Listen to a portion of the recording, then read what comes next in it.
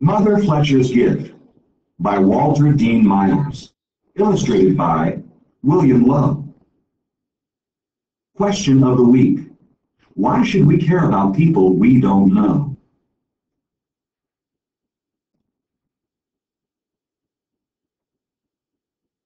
It was rumored that Mother Fletcher was well over 90 years old. She had become a legend on 145th Street. If anybody wanted to know what the neighborhood looked like in the 20s, where Jack Johnson had lived, perhaps, or where James Baldwin's father had preached, Mother Fletcher could tell you. Patrolman William Michael O'Brien had heard about her shortly after his assignment to the precinct, but it wasn't until nearly 3 months later that he actually met the old woman. He was on foot patrol and had stopped to pass a few words with one of the local shopkeepers when a young black girl came running up to him and told him that Mother Fletcher was sick and needed an ambulance. O'Brien knew that in this neighborhood it was nearly impossible to get a doctor who would make house calls, but he had also been told that sometimes the people used ambulances just to go downtown. He followed the girl into one of the buildings and into a first-floor apartment. The place was small, but spotless. The floor was covered with a linoleum rug that was worn through in several spots.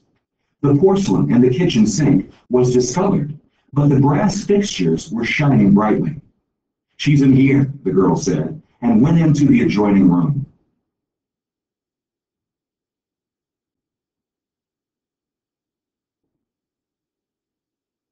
Mother Fletcher sat upright in the white-sheeted bed, her pale green housecoat pinned at the neck.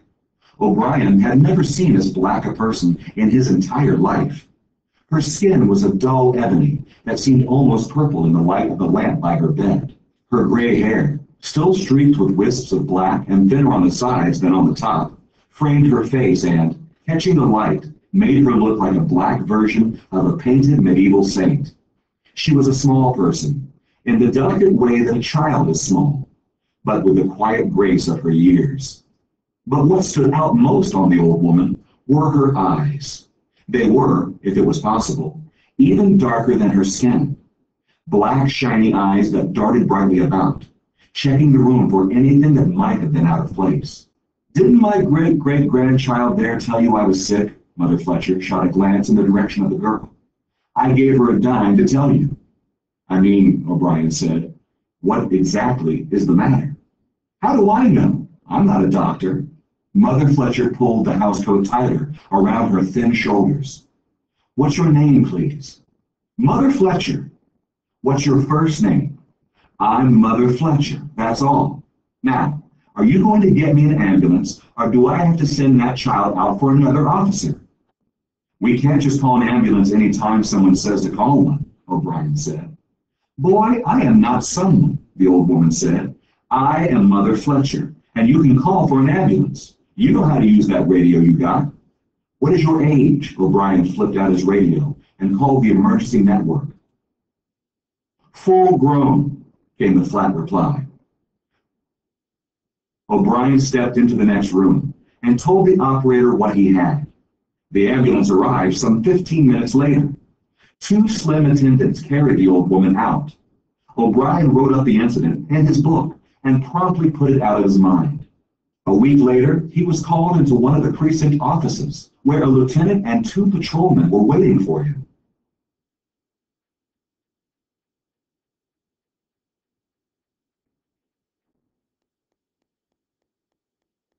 "O'Brien," Lieutenant Stanton rolled a cigar from one side of his mouth to the other.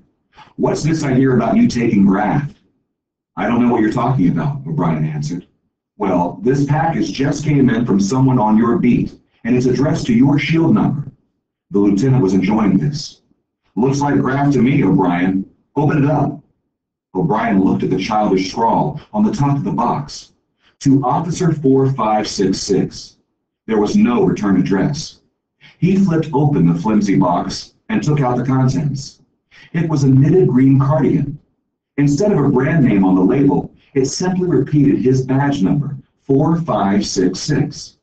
O'Brien tried it on and was surprised to discover that it fit even his long arms. I wonder who it's from. Mother Fletcher, the lieutenant said. You do anything for her? Mother Fletcher. Oh, yes, the old black lady. I called an ambulance for her. No big thing. She probably started making that sweater for you on the way to the hospital, Lieutenant Stanton said. We had another guy here about 2 years ago that straightened out a hassle she had with her landlord. She made him a sweater, too. Then she decided that the landlord was right after all, and she made him a sweater. I guess it makes her feel good. You can put a couple of bucks in the precinct fund to make up for the sweater. And don't forget to go around and thank Mother Fletcher. It's good for community PR. O'Brien got around to thanking the old woman a few days later, telling her how his wife had been jealous of such a fine sweater. 3 weeks later, another package arrived at the station house. It was a sweater for his wife. When he went over to thank Mother Fletcher for the second sweater, he was careful not to mention that he had a 6-year-old daughter.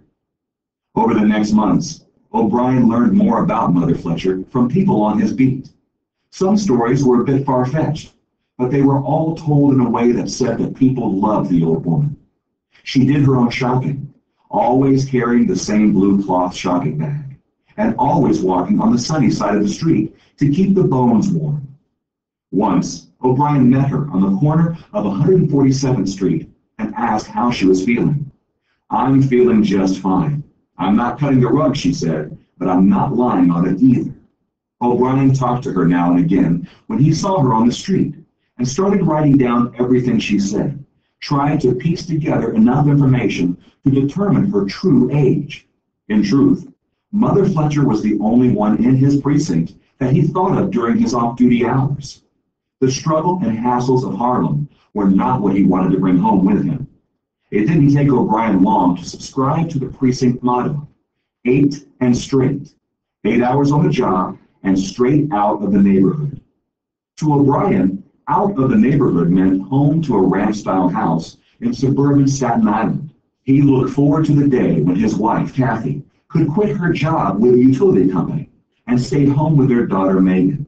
He had told Kathy about Mother Fletcher, and they had gone over his notes in the evenings, trying to figure her age. Beyond this, O'Brien was careful to keep his job apart from his family. At least he was, until just before Christmas.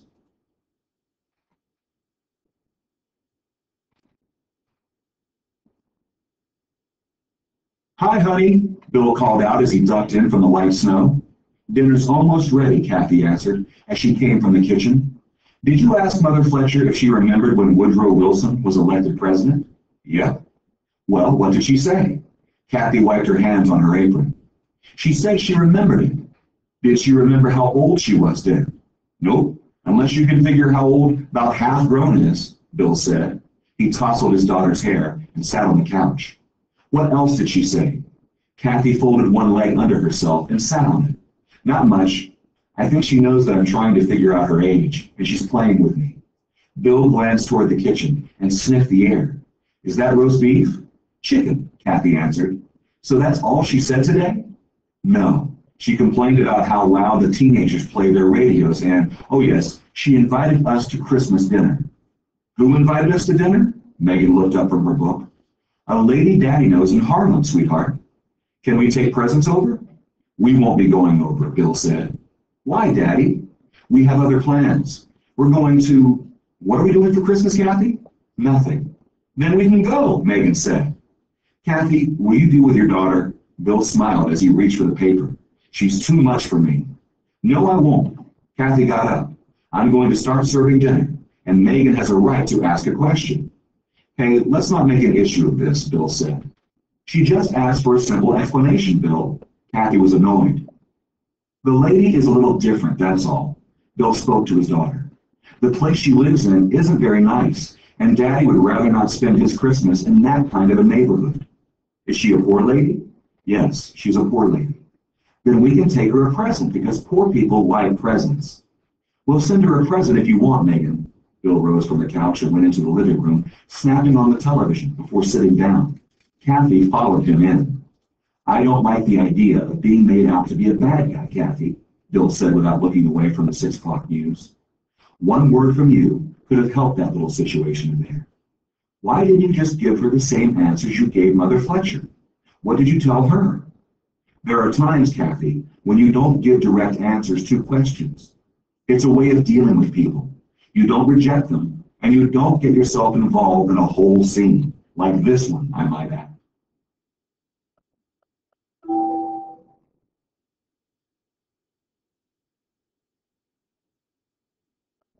Would you mind giving me a direct answer?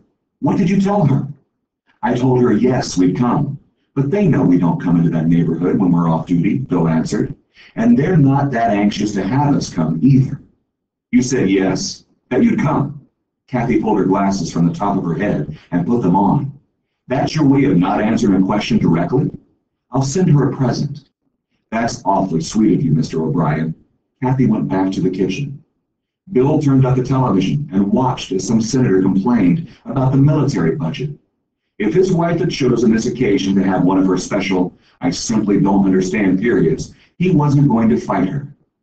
He also heard snatches of the conversation drifting from the kitchen. Megan was talking about getting a kitten and was trying to decide between a calico and a tabby. At any rate, she seemed to have forgotten Mother Fletcher. He only hoped that Kathy would too. And apparently she had. For that was the last O'Brien heard about visiting the old woman. That is, it was the last thing until just after 11 on Christmas morning. He was sitting in his favorite armchair, feeling especially regal in the smoking jacket that Kathy had given him, watching a college football game, when Kathy and Megan came into the room with their coats on. Going for a walk? Bill asked, hoping he wouldn't be expected to leave his comfortable spot. We're going to Mother Fletcher's for dinner, Megan said brightly. You're not going to Mother Fletcher's, Kathy, and that's that. Well, then, I suggest you arrest me, Mr. O'Brien. The sunlight through the window caught the flare in Kathy's eyes, because that will be the only way you're going to prevent our going. I brought her a scarf. Megan held a small square package. What is this all about? Bill felt his face getting red. You don't even know this woman. Why do you have to drag Megan all the way to Harlem? I'm not dragging her anywhere. I'm giving her the present of a visit to an old lady that even you like. Now, from what you say, all I have to do is go over to the neighborhood and ask anyone where she lives because they all know, right? Or would you like to drop us off? The silence of a long drive was broken only by an occasional observation from Megan. O'Brien took his wife slowly, carefully, through the worst streets he could find until he finally pulled up in front of Mother Fletcher's place.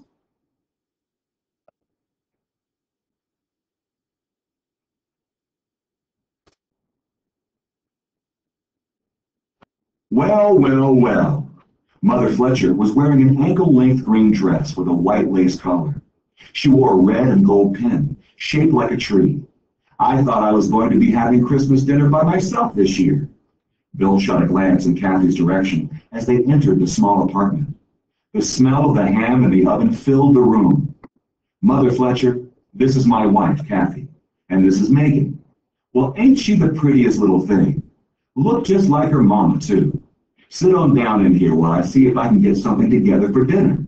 Did I wish you a Merry Christmas yet? Merry Christmas, children. Merry Christmas, and here's a present. Megan gave Mother Fletcher the package. Thank you, child, Mother Fletcher said. Daddy didn't want to come, Megan said, pulling off her coat. I just didn't want to put you out, Bill said quickly. Child, I don't blame you one bit, Mother Fletcher said. You working here all week and then coming back on a holiday? But it's good for you to see we have holidays here too. You see the people in the street all wishing each other a Merry Christmas and dressed up in their church-going clothes. You see them in this frame and you get a different picture of them. Don't you think so, officer? Yeah, I guess you're right, Bill answered. You can take your coat off, Mother Fletcher said. I'll put it in a safe place. Those plates are so lovely. Kathy went to the kitchen table where 3 plates were set out. Are they antiques? Everything in this house is an antique, including me, Mother Fletcher said, as she took another plate from the cabinet. It's a lovely setting, and there sure are a lot of pots on the stove for you not to be expecting anyone.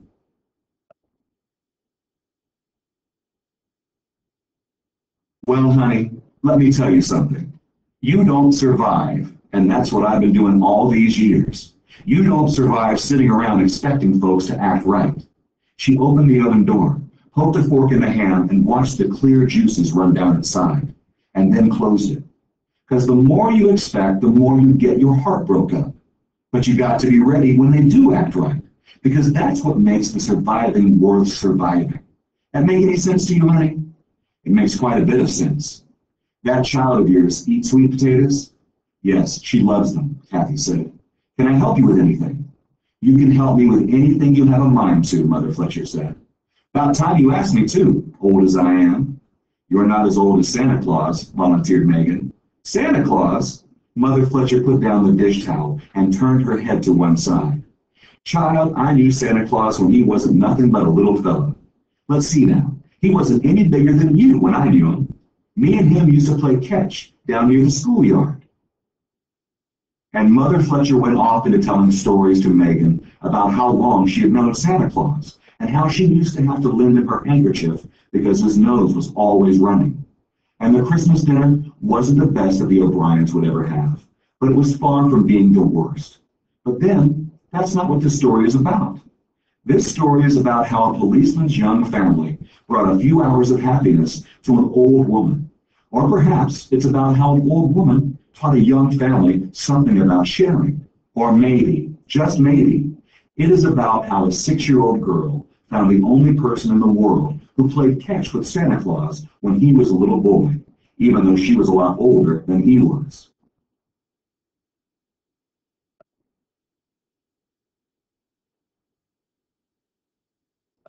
Meet the author, Walter Dean Myers. Walter Dean Myers was born in West Virginia, but moved with his foster parents to Harlem when he was 3 years old. He grew up and went to school there in New York City before he joined the Army. After that, he earned a college degree while he worked at many different jobs. At night, though, he wrote, mainly for magazines. One day he came across a contest for Black writers of children's books and decided to enter. That decision changed his life. He won the contest, and the book he submitted, Where Does the Day Go?, was soon published. From then on, he never stopped writing. His work has earned Newbery Honors, the Coretta Scott King Award, and other prizes.